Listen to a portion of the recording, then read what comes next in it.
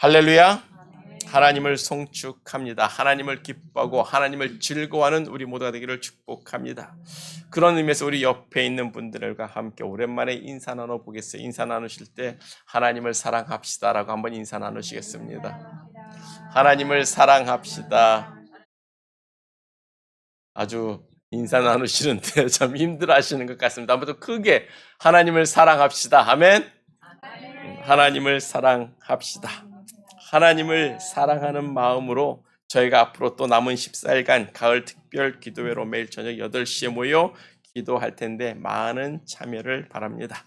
그리고 오늘은 요한복음 강의 6번째 강의가 되죠. 6번째 강의로 예수님의 첫 번째 표적이란 제목으로 말씀을 나누고자 하는데, 예수님께서 제자들을 부르시고 처음 사역을 하시면서 첫 번째 행하신 첫 번째 미라클, 첫 번째 사인이 바로 오늘 본문입니다. 근데 이 첫 번째 기적이 우리들에게 참 많은 생각을 가져다 줘요. 왜 하필 포도주야? 왜 하필 맹물로 포도주를 만드시는 기적을 베풀었을까라는 생각을 가져봐요.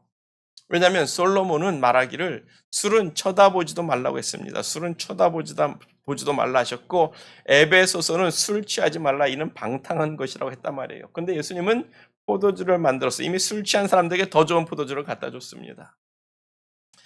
창세기에서 노아는요, 그놈의 포도주, 그놈의 술 때문에 취해가지고 벌거벗고 잠을 자다가 아들에게 정말 망신을 당하고 화가 이렇게 팍 나가지고는 그 아들 함과 그의 아들 자기 손주 가나안까지를 저주를 했습니다. 그랬는데 왜 굳이 예수님께서 맹물로 포도주까지 만들어 주셨을까? 왜 그것이 하필 예수님의 첫 번째 기적이 될까? 그런 생각을 우리가 가져볼 수가 있단 말이에요. 왜냐하면 우리 기독교인들은요, 술을 안 마시는 것이 어떤 자신의 신앙의 정체성으로 여기고 있단 말이죠. 우리는 나는 그리스도인입니다, 그래서 난 술 안 마십니다라는 그런 생각을 꽉 가지고 있단 말이에요. 그런데 예수님의 그런 첫 기적이 결혼식 날 파티라고 하지만 맹물로 포도주까지 만들어 주신 것을 우리가 어떻게 해석하고 적용해야 하는가? 이미 술 취해가지고 이미 술에 잔뜩 취해서 있는 사람들한테 또 무슨 포도주를까지 더 만들어 주실까라는 생각을 가져볼 때 우리는 이 말씀을 어떻게 이해하고 적용해야 하는가라는 생각을 가져보게 됩니다. 그래서 첫 번째로 우리가 생각해 볼 것이 표적이라는 뜻이에요. 표적. 오늘 본문 11절을 보면 예수께서 이 첫 표적을, 사인을 갈릴리 가나에서 행하여 그의 영광을 나타내심에 제자들이 그를 믿었다라고 이야기를 합니다. 사도 요한은 예수님께서 맹물로, 그냥 워러로 포도주를 만든 사건을 미라클, 기적이라고 이야기하지 않았어요. 그것을 표적, 사인이라고 이야기했습니다. 사인, 영어로 사인이에요. 사인이란 어떤 의미가 있다라는 겁니다. 사인은 우리에게 어떤 의미를 가져다 주는 거예요. 예를 들어서 우리가 교통법규에 사인이 있습니다. 그렇죠? 팔각형의 빨간색으로 그려져 있으면 여러분 그게 뭡니까? 스탑 사인이잖아요. 그 사인을 보면 우리는 차 타고 가다 말고도 서야 되는 거예요. 그와 같이 예수님께서 맹물로 포도주를 만든 사건도 표적, 사인이라고 할 때 우리들에게 주고자 하는 의미가 확실히 있다라는 거예요. 그 의미를 우리가 본문에서 찾아야 하는데 사도 요한은 우리에게 그 사인의 의미를 찾는 힌트를 주고 있어요. 요한복음 20장 30절과 31절입니다. 예수께서 제자들 앞에서 이 책에 기록되지 아니한 다른 표적, 사인도 많이 행하셨으나 오직 이것을 기록함은 너희로 예수께서 하나님의 아들이심을 믿게 하려 함이요 또 너희로 믿고 그 이름을 힘입어 생명을 얻게 하려 함이라. 아멘. 그러니까 뭡니까? 이 가나의 혼인잔치의 이 사인은 예수님이 하나님의 아들이라는 사인이 되는 거예요. 그 사인을 통해서 우리가 그 예수를 믿고 영생을 얻게 하려 함이라고 우리가 그 힌트를 가지고 있습니다. 그래서 우리가 이 가나의 혼인 잔치에서 예수가 하나님의 아들이심의 표적을 찾아봐야 되는 거예요. 그래서 두 번째로 우리가 생각해 볼 것이 예수님이 초청받으셨다라는 거예요. 예수님이 이 파리의 초청을 받으셨다라는 게 굉장히 또 중요한 의미가 될 것 같습니다. 본문 2절이에요. 2절을 보면 예수와 그 제자들도 결혼식에 청함을 받았다라고 기록을 하고 있습니다. 예수님은 이 가나의 혼인잔치에 초대를 받았어요. 예수님이 가나의 결혼식에 참석해 주셨다라는 것은 아마 이 포도주가 다 떨어진 이 결혼식 신랑 신부들에게는 정말 행운이었을 겁니다. 아마 그 예수 초청한 게 너무 잘한 일이 될 거예요. 그래서 그 가나 혼인 잔치는 우리 인생, 이 가나의 혼인 잔치를 우리 인생으로 한번 생각해 보자라는 겁니다. 우리 인생도 즐거울 때가 있습니다. 신나고 기쁠 때가 있습니다. 그러나 항상 우리가 생각하지 못한 문제들이 우리에게 늘 발생하지 않습니까? 잘 되다가도 갑자기 그 가게가 잘 되는데 리즈 문제가 생겨버리고, 정말 열심히 잘 샀는데 정말 몸이 병들기도 하고, 어떤 문제가 생기기도 하고, 우리 인생이 즐겁고 행복하다가도 항상 어렵고 힘든 일을 경험하게 된다라는 거예요. 결혼식장에서 포도주가 다 떨어졌다는 것은 그 결혼식을 망치는 파티가 되었다는 이야기와 똑같습니다. 그날 파티는 끝나는 거예요. 그것을 우리의 인생으로 생각한다면 인생을 종치는 것일진데, 그럴 때 예수님이 우리의 삶에 계시다면 우리의 삶의 문제를 해결해 줄 수 있는 하나님의 아들이 되신다는 겁니다. 그것이 맹물로 포도주를 만들어 주신 예수님의 표적의 첫 번째 의미라고 우리가 생각해 볼 수가 있는 거죠. 그래서 우리는 우리 인생의 예수님을 반드시 초청해야 합니다. 그것이 지혜로운 일이고 우리가 불확실한 우리의 인생 가운데서 정말 복받는 인생이 되는 거예요. 왜냐하면 예수님은 누구라고요? 하나님이시라고 했습니다. 하나님은 하나님의 신격도 있지만 우리와 같은 자존심도 가지고 있고 우리와 같은 인격도 가지고 계세요. 그래서 하나님이라고 해서 초청받지도 않은 곳에 그냥 들어와 앉으시는 하나님이 아니란 말이에요. 하나님은 인격적으로 우리가 초청하기를 원합니다.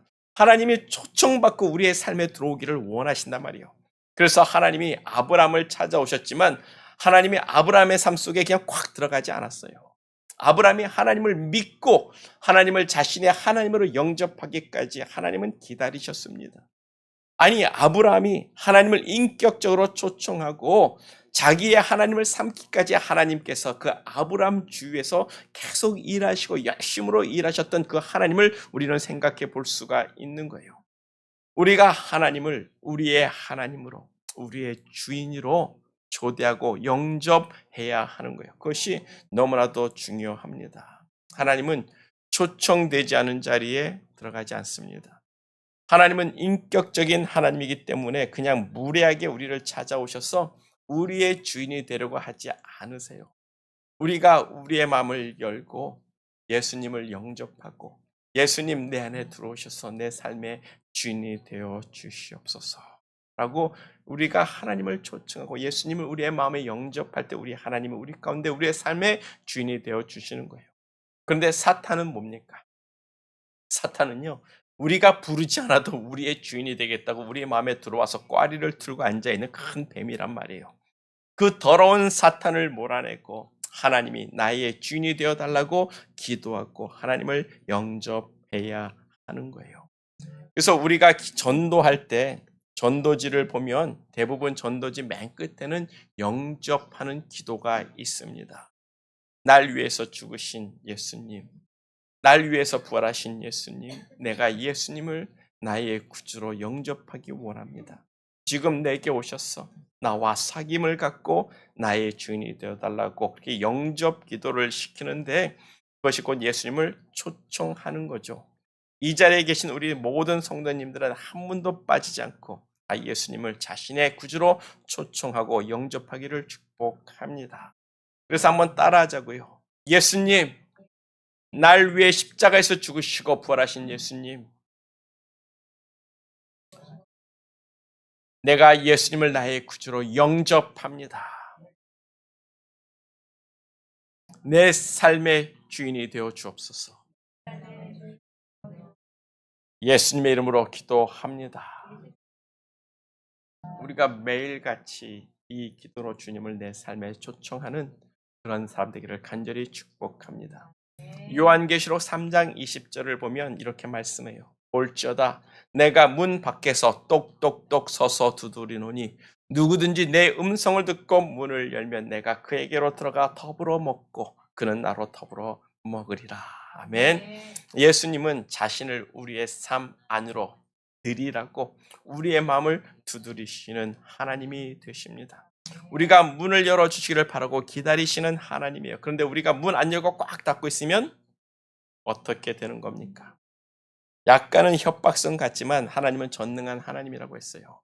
하나님이 선택한 사람들, 하나님이 부른 사람들이 그 마음의 문을 열지 않으면 하나님께서 그 문을 그냥 꽉 부시고 들어가는 거예요. 그래서 우리의 삶이 깨지고 부셔져서 어쩔 수 없이 예수를 영접하게 만드시는 고집의 하나님이라고 생각해 볼 때 우리가 우리의 만문을 열고 예수를 영접하는 것이 참으로 지혜로운 일이 되는 줄 믿습니다. 한번 생각해 보세요. 아브라함이 처음부터 하나님을 믿고 하나님께 순종한 사람이라고 여러분 생각하십니까? 아니에요. 하나님께서 갈대아 우르에서 아브라함을 불렀지만 아브라함은 순종하지 않았습니다. 그냥 끝끝내 안 따라갔어요. 하나님 안 따라갔습니다. 그런데 결국 순종하게 되죠. 그래서 하나님이 가나안 땅으로 그렇게 불러들여서 가나안 땅에 들어왔을 때 창세기를 보면 하나님의 입장에서 이렇게 말씀해요. 드디어 파이널리 이 땅에 들어왔다라고 이야기를 합니다. 그 말은 아브라함이 아주 안 가려고 버티고 버틴 거다가 들어가게 되었다라고 말씀하고 있는 거예요. 근데 가나안 땅에 왔어도 아브라함이 그 하나님을 알아서 오 주여 당신은 나의 하나님이십니다라고 하나님을 영접했을까요? 안 했습니다. 어쩔 수 없이 쫓아는 왔는데 그 하나님을 몰랐어요. 아브라함도 그 마음의 문을 하나님께 열어주지 못했단 말입니다. 그런 아브라함을 하나님께서 채찍질하시는 거예요. 그 땅에 가나안 땅에 왔는데 가뭄을 주십니다. 와가지고 고통스럽게 고통을 주시는 거예요. 아이고 내가 하나님 따라왔더니 내가 이렇게 지질이 먹을 것도 없는 땅에 왔는가 그래서 불평 원망 가지면서 애굽 땅으로 내려갔습니다. 애굽 땅에 내려갔더니 좋은 일 생길 줄 알았더니 뭐예요? 자기 아내마저 바로 왕에게 빼앗겨 버립니다. 보는 앞에서 야 네 여자 내 거야. 그리고 그냥 애굽 왕이 데리고 가버렸어요. 그때 그 아브라함의 심정과 마음을 한번 생각해 보십시오. 하나님이 얼마나 원망스럽고 하나님이 얼마나 불평스럽겠습니까? 왜 나를 이곳에 불러가지고 이 고생시키는가? 그런데 뭐예요? 그 엄청난 수모를 당한 그 아브라함, 처절한 삶으로 내몰린 그 아브라함 삶 속에 하나님이 간섭하시는 거예요. 그 나라의 왕 애굽 왕에 찾아가서 야 이 녀석아 네가 감히 그 여자를 데리고 와 내가 데리고 온 아브라함의 처를 데리고 와 당장 돌려보내 그는 내가 선택한 선지자야. 그러니까는 그냥 애굽 왕이 쪽도 못 쓰고 와이프도 갖다 주고 미안하다고 금은보화로까지 다 갖다 주는 거예요. 그 일을 통해서 그 고난과 수치럼과 아픔 가운데서 하나님을 만나고 그 하나님을 영접하게 되는 겁니다. 하나님께서 문을 두드리실 때 문 안 열면 그렇게 힘들게 어렵게 문을 열게 되는 건데 그렇게라도 문을 열어주시는 하나님께 감사를 드려야 되는 거예요. 우리의 삶 속에 하나님의 선택하심 속에 우리의 삶의 문을 두드리시는 그 하나님께 우리의 만문을 열 수 있기를 간절히 축복합니다. 그래서 세 번째로 생각해 볼 것이 예수님은 우리의 삶의 문제를 해결해 줄 수 있는 하나님의 아들이라는 거예요. 본문 3절입니다. 본문 3절을 보면 가나 혼인잔치에 문제가 생겨버렸어요. 즐겁고 흥이 넘치는 그 결혼식장에 포도주가 다 떨어졌습니다. 우리는 이게 뭐 대단한 일일까 싶죠. 신부가 도망간 것도 아니고 신랑이 사라진 것도 아니고 먹을 음식이 떨어진 것도 아닌데 그까지 포도주미야 없어도 우리는 그만이라고 생각을 할 텐데 본문 6절을 보면 유대인들에게는 결례가 있었어요. 커스텀이 있었습니다. 그들의 관습대로 결혼식 날에는 두세 통 드는 큰 항아리 6개 정도 포도주를 준비해가지고 일주일 동안 그 포도주를 마시면서 흥겹게 결혼잔치를 하는 거예요. 일주일 동안이나. 그게 전통입니다. 근데 그 포도주가 모자르면 그 결혼식 파티는 망하는 거예요. 손님들이 욕하고 집으로 돌아가는 겁니다. 이건 뭐야 흥겁게 포도주도 없고 마실 술도 없고 그냥 아유 밥이나 먹고 가자. 아유 이 잔치는 정말 형편없는 잔치다라고 그냥 욕하고 돌아가는 거예요. 그래서 예수님의 어머니 마리아가 예수님께 이 문제를 해결해 달라고 요구하는 사건인데 이 사건을 두고 사도 요한은 예수님이 하나님의 아들이심을 증거하는 첫 번째 표적이라고 우리에게 말씀해 주고 있는 거예요. 이 사건을 우리가 단순하게 보지 말라는 겁니다. 신약 성경에서 포도주가 의미하는 바가 여러분 뭔지 알고 계시죠? 예수님의 피를 상징하는 거예요. 우리의 죄를 속지 않은 어린 양의 피를 상징하는 겁니다. 우리를 위해서 십자가에 흘리신 예수 그리스도의 피를 의미하는 게 포도주란 말이에요. 그래서 우리가 성찬 예식을 나눌 때 포도주를 마시면서 이 포도주는 우리를 위해서 십자가에서 흘리신 예수의 보혈이라고 믿고 마시는 것 아닙니까? 이 피가 우리 인생에 참된 기쁨이 되는 겁니다. 우리 인생에 참으로 생명을 주는 피가 되는 거예요. 그 예수의 피가 우리에게 생명이 되고 호흡이 되는 겁니다. 그 피가 없는 이 세상에 그 피를 주시는 그 하나님의 아들이심을 우리는 묵상해 봐야 되는 거예요. 우리 인생들의 진정한 문제가 여러분 뭡니까? 인생에 잠시 사는 기쁨도 있고 즐거움 있습니다. 그러나 뭡니까? 그 시간이 다다르면 우리는 다 빈 항아리가 되는 거예요. 반드시 죽어야 되는 인생이란 말입니다. 우리는 유한한 존재라는 거예요. 그게 우리의 인생의 진짜 문제 아닙니까? 그 사망이라는 것, 죽을 수밖에 없는 우리의 인생의 그 문제를 해결해 줄 수 있는 분이 바로 우리 주 예수 그리스도 하나님의 아들이라는 거예요. 예수님은 우리의 삶의 근본 문제, 우리의 최대 문제를 해결해 줄 수 있는 하나님의 아들이라고 말씀하는 줄 믿습니다. 그 예수를 여러분 초청하지 않겠습니까? 그래서 네 번째로 우리가 생각해 봐야 할 것이 내 때가 아직 이르지 못하였다는 예수님의 대답이에요. 본문 3절과 4절을 다시 보면 포도주가 모자란지라 예수의 어머니가 예수에게 이르되 저들에게 포도주가 없다니 예수께서 가라사대 이 여자여 나와 무슨 상관이 있나이까 내 때가 아직 이르지 못하였나이다 라고 대답을 하시는 거예요. 예수님의 어머님과 마리아가 예수님께 포도주가 없다고 말합니다. 근데 그게 정말 예수님하고 무슨 상관이 있어요? 예수님의 결혼식도 아니잖아요.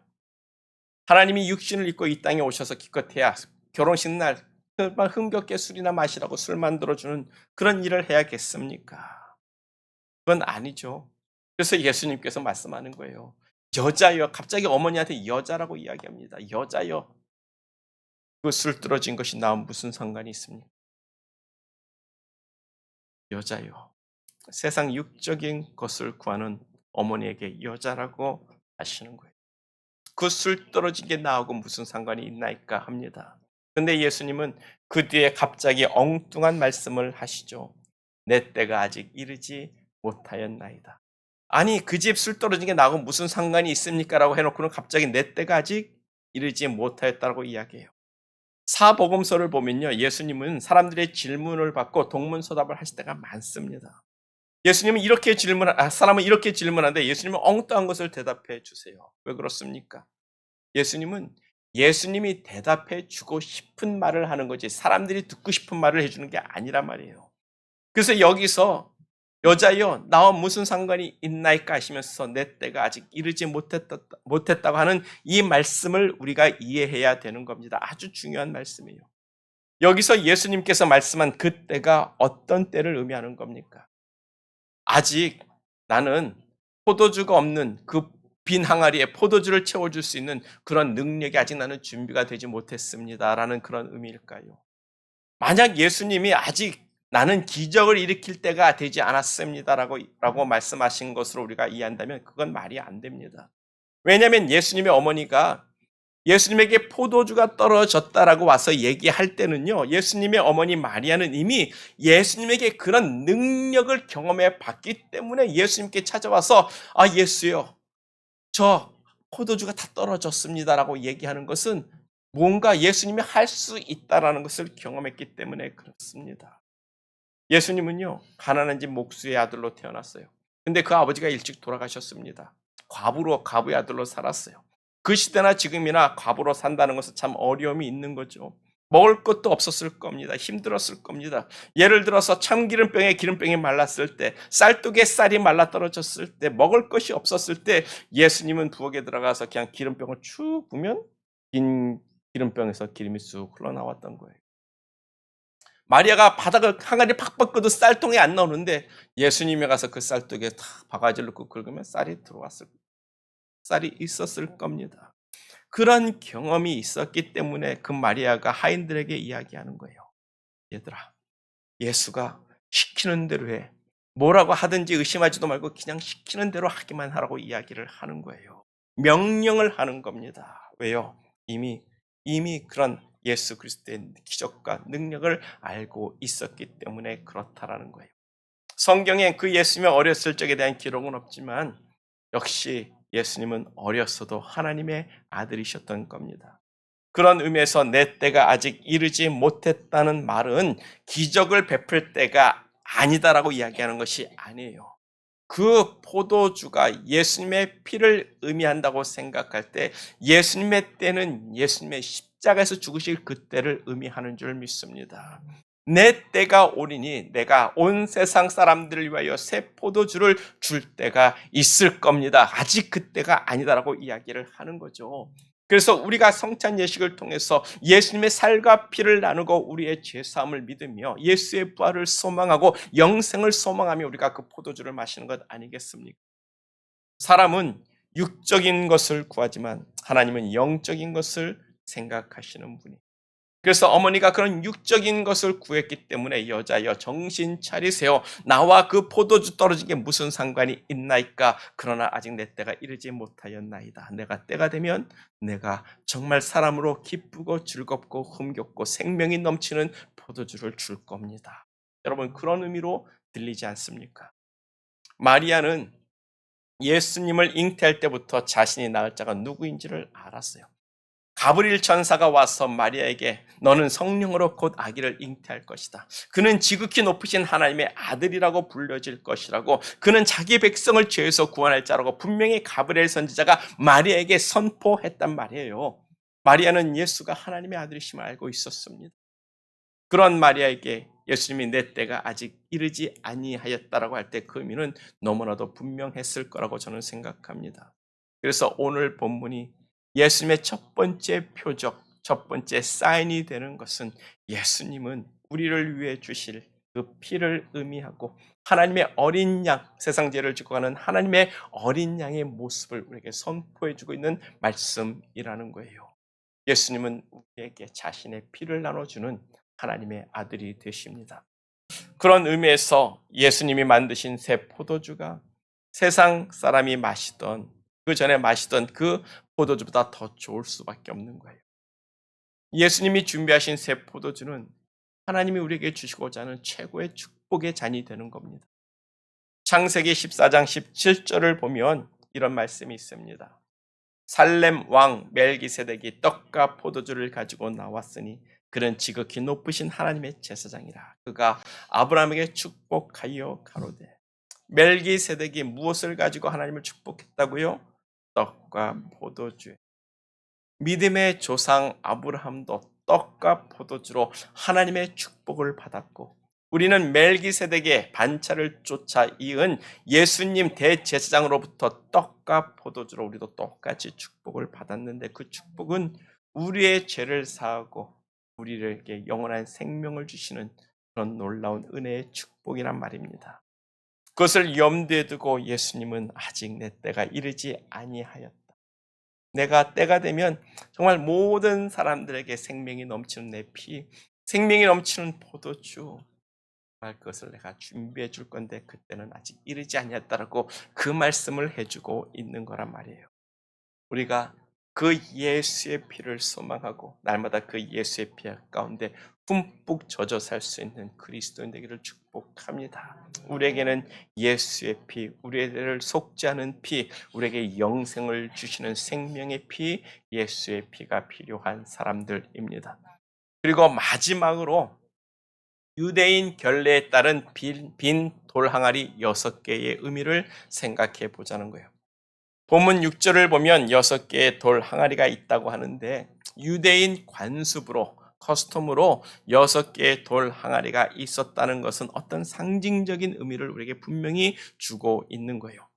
성경에서 6이라는 숫자는요, 사람을 가리킵니다. 불완전한 숫자를 이야기하죠. 불완전한 숫자. 그리고 7은 완전한 숫자로서 하나님을 의미한단 말이에요. 그리고 그 불완전한 숫자가 3개가 모이면 뭐가 되죠? 666 적그리스도가 되는 거예요.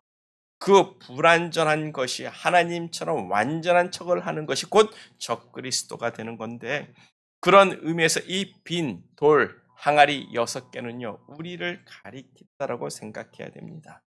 이 6돌 항아리에 포도주가 있었는데 다 떨어졌어요. 그 말은 우리의 삶에 즐거움과 낙이 있었는데 끝났다라는 의미입니다. 그 말은 어쩌면 아담과 하와가 이렇게 돌 항아리 흙으로 만들어진 사람인데 그 안이 다 비었다, 생명이 없다라는 의미로 우리가 생각해 볼 수도 있을 것 같습니다.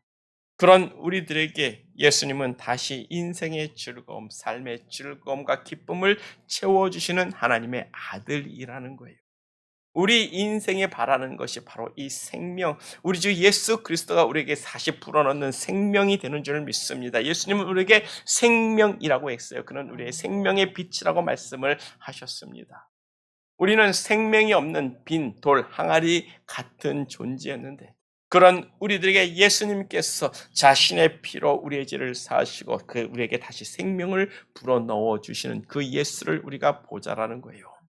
그래서 빈 항아리에 물을 부어 주시는 것은 물세례와 같이 우리를 씻겨 주시는 것이고, 물이 포도주로 변하는 것은 회개한 자들에게 새 생명을 얻게 해주시는 하나님의 놀라운 은혜를, 우리에게 역사를 의미하지 않습니까?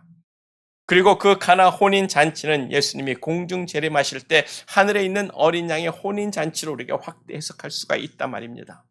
처음에 사람이 마신 포도주보다 예수님이 만든 포도주가 훨씬 좋았다는 말에서 우리가 그 의미를 생각해 볼 수가 있는 거죠. 세상 사람들의 혼인잔치의 즐거움과 우리가 천국에서 벌여지는 어린 양의 혼인잔치는 비교할 수가 없다는 거예요. 잔치에서 포도주를 준비한 그 신랑과 장차 우리의 신랑 되실 예수 그리스도가 준비하시는 그 포도주를 우리가 비교해 보자라는 겁니다. 예수님은 여러분들을 위해서 최상급 포도주를 준비하셨어요. 사람은 모자르게 준비해도 예수님은 모자르게 준비하지 않습니다. 우리의 신랑 되시는 예수님께서 베푸시는 그 잔치에 우리의 기쁨은 마르지 아니할 것을 이야기하고 부족하지도 않을 것을 이야기하는 거예요. 그 어린 양의 혼인잔치가 우리가 초대받아야 될 정말 기쁨의 장소가 되는 것을 의미하고 있는 줄 믿습니다. 그래서 우리는 그때 예수님의 때를 기다려야 하는 줄 믿습니다.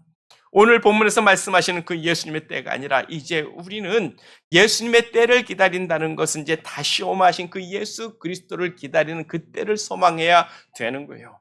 2000년 전에 우리를 위해서 십자가에 못 박혀 죽으시고 부활하신 그 예수의 때가 아니라 이제 다시 우리의 신랑으로 오시는 그 때를 소망하는 믿음의 사람들을 간절히 축복합니다. 그 예수님의 오심의 때를 기다리는 사람들이 예수님의 신부여 영원한 기쁨을 누리게 되는 줄 믿습니다. 예수님 말씀하신 그 때가 우리들 가운데 있을진데 우리의 신랑 되신 예수를 기다리는 믿음으로 오늘도 서 있기를 축복합니다. 그런 의미에서 가나의 혼인 잔치의 표적은 예수님의 때를 소망하라는 말씀이 되고 있고요. 그 때를 소망하고 예수님을 우리의 주인으로 우리가 초청해야 될 것을 말씀하고 있는 거예요. 그 때를 소망하고 내 빈 마음, 내 빈 항아리에 예수님이 채워주시옵소서. 하나님 나에게 생명을 채워주시옵소서. 내가 회개하오니 나를 씻기시고 나에게 예수의 피 가운데 생명으로 변화시켜 주시옵소서. 내가 새 생명을 얻기를 원합니다라고 우리 주 예수 그리스도를 초대해야 할 줄 믿습니다. 그때를 소망하고 이제 우리는 주 예수여 어서 오시옵소서. 내 영혼의 만족이 되어주시고 나의 기쁨이 되어주시고 나의 주인이 되어달라고 우리 주 예수 그리스도 살아계신 하나님의 아들을 소망하는 저와 우리 모두가 되기를 간절히 축복합니다. 우리 다 같이 기도하겠어요. 기도할 때 예수님의 때를 기다리겠습니다. 우리가 바라는 그 때가 다